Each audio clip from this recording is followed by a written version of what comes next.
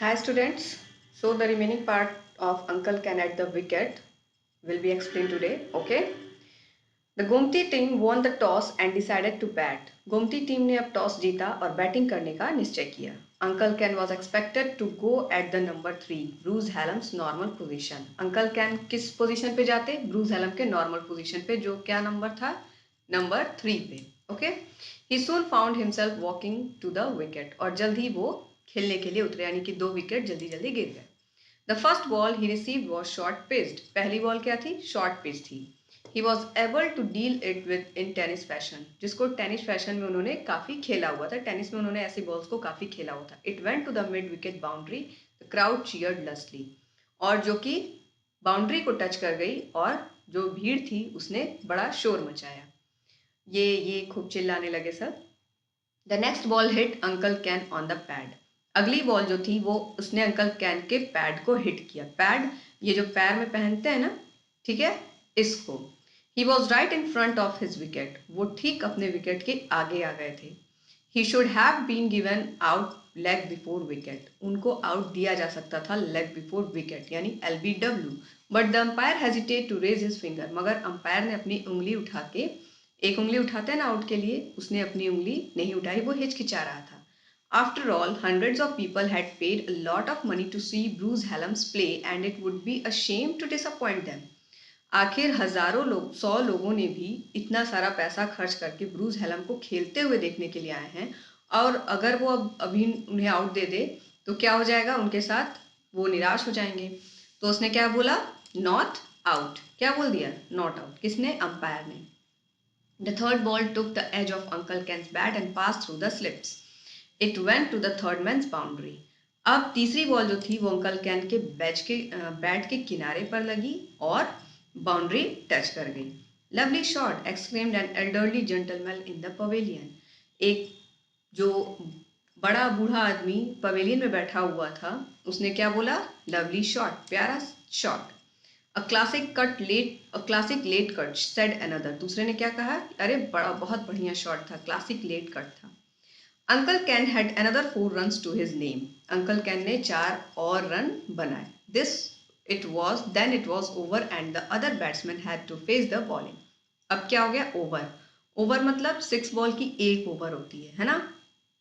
तो यहाँ पर ओवर हो गया, और जब ओवर होता है तो बैट्समैन जो है वो चेंज होते हैं, यानी जो बैटिंग कर रहा होगा वो रनिंग पे आ जाएगा, है ना, और जो रनिंग कर रहा होगा वो बैटिंग पे चला जाएगा. तो यहाँ पर भी अब दूसरा जो बैट्समैन था उसे अब बॉलर को फेस करना था.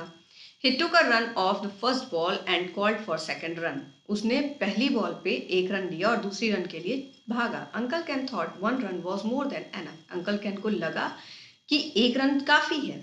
But when the other batsman started running, he couldn't refuse to run. मगर दूसरे बैट्समैन ने दौड़ना शुरू कर दिया था तो वो दौड़ने से मना नहीं कर पाए.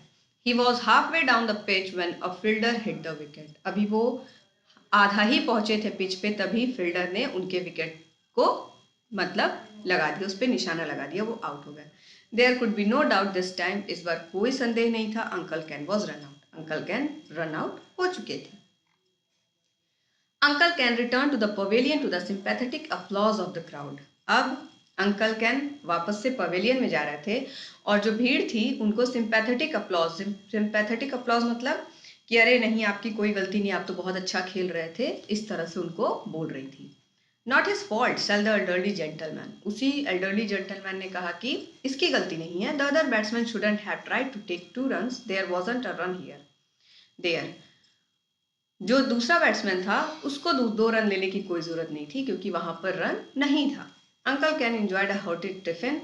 अंकल कैन ने फिर अच्छा खासा लंच वहां पर किया. Then he slipped out of the stadium, took a tonga and reached aunt Emily's house. और जल्दी से स्टेडियम से बाहर निकलते हुए टांगा मंगाया और जल्दी से आंट इमली के घर पहुंच गए. He was just in time for second lunch with aunt Emily's family. और वो दूसरे लंच के लिए आंट एमली के घर पे पहुंच चुके थे समय से.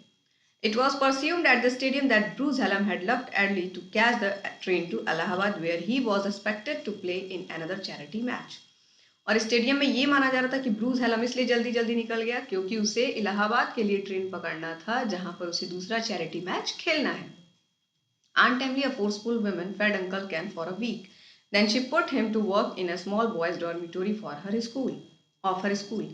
आंट एमली ने क्या किया, अंकल कैन को एक हफ्ते रखा, उसके बाद फिर उनको छोटे बच्चों का जो डॉर्मिटोरी क्या होता है, जहाँ पर कई लोग सोते हैं, है ना, many people, place where many people sleep, कई लोग सोते हैं ऐसे जगहों पे, जैसे कि हॉस्टल वगैरह में बॉयज़ वगैरह का जो लड़कियों या फिर स्टूडेंट्स का जो बेड नहीं होता है, एक ही रूम में कई बच्चे सोते हैं, उस तरह से। तो उन्होंने वहाँ पर उनकी ड्यूटी लगा दी ध्यान रखने का। It was several months before he was able to save up enough money for a ticket to Granny's place. और उनको कई महीने पहले वो काफ़ी पैसा उन्होंने इकट्ठा कर लिया कि वो ट्रेन की टिकट लेकर वापस से दादी माँ के घर आ सके। But he had the satisfaction of helping the great Bruce Hallam to add 8 runs to his grand total. मगर उनको बड़ी संतुष्टि थी कि उन्होंने जो ग्रेट ब्रूस हैलम है उसके पूरे टोटल में, पूरे स्कोर में उन्होंने अपना खुद का 8 रन क्या किया था, ऐड किया था। The score book of Gomti cricketing association has recorded this feet for all time. और जो गोमती क्रिकेटिंग एसोसिएशन है वो इस शानदार खेल को क्या रखेगी, हमेशा याद रखेगी। ओके क्लास, तो इस चैप्टर के जितने भी वर्ड मीनिंग है उनको आप लर्न कर जाइए। इस चैप्टर को एक बार और अपने से रीड करिए और इसका जो भी एक्सरसाइज और क्वेश्चन आंसर होगा वो आपको PDF फाइल में सेंड किया जाएगा। Thank you.